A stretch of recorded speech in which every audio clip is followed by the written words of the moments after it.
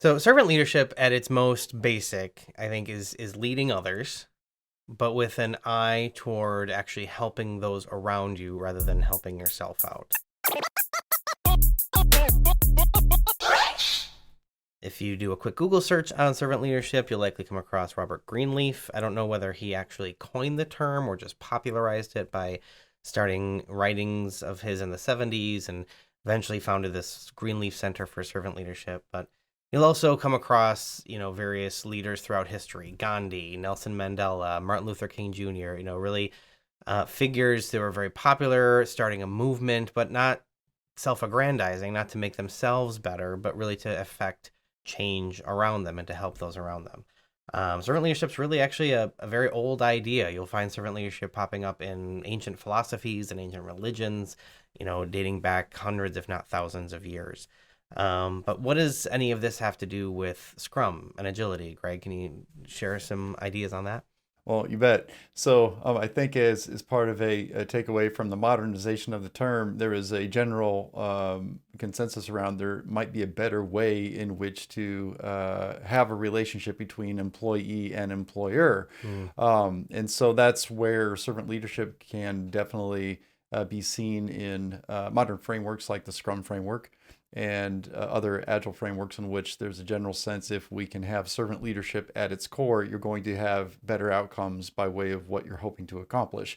Scrum Guide calls this leaders, true leaders who serve in the modern day Scrum Guide. The previous version of the Scrum Guide actually referred to servant leadership straight up, yet I think there was some misinterpretation as to actually how that is applied. So that concept definitely still applies to Scrum Masters and perhaps others enabling a Scrum team. And so if you think through the characteristics or the traits of a servant leader, I think you're going to start with humility. C.S. Lewis called humility not thinking less of yourself, but thinking of yourself less.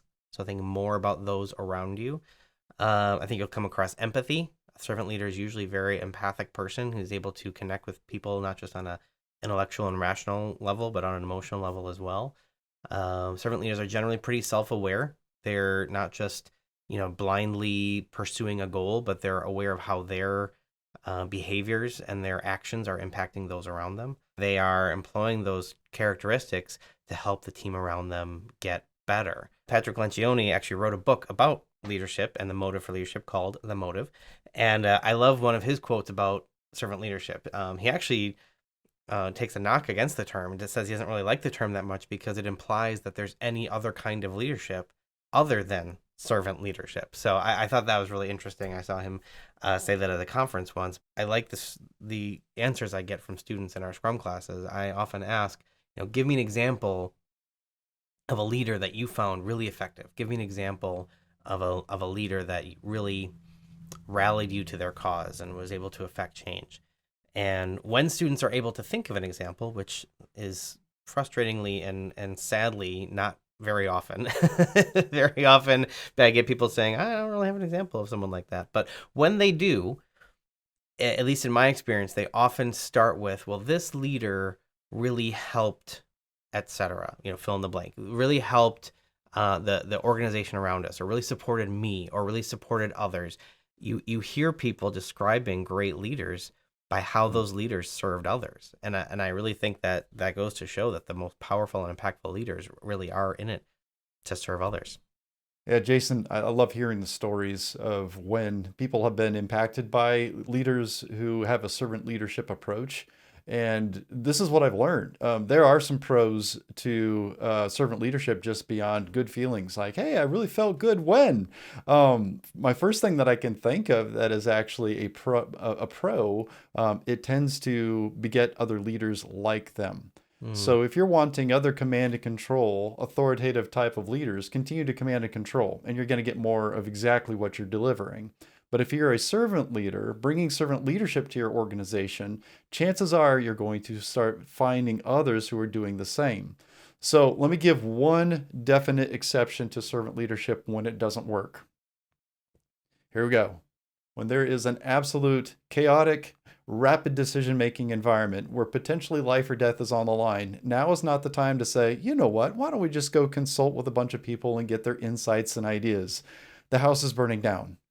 go do the right thing and do it as quickly as possible. Command and control totally makes sense. We could use other situations, wartime. Sure. Very frequently, we're not in a position to where servant leadership makes sense in the middle of battle, but yet at the time, we're trying to get people to grow and encourage them towards their evolution or involvement. This is where we're going to see servant leadership then again kick in to be your go-to leadership style. So if I'm going to summarize what we're talking about here, servant leadership is an approach to leadership that is others first. It's others oriented.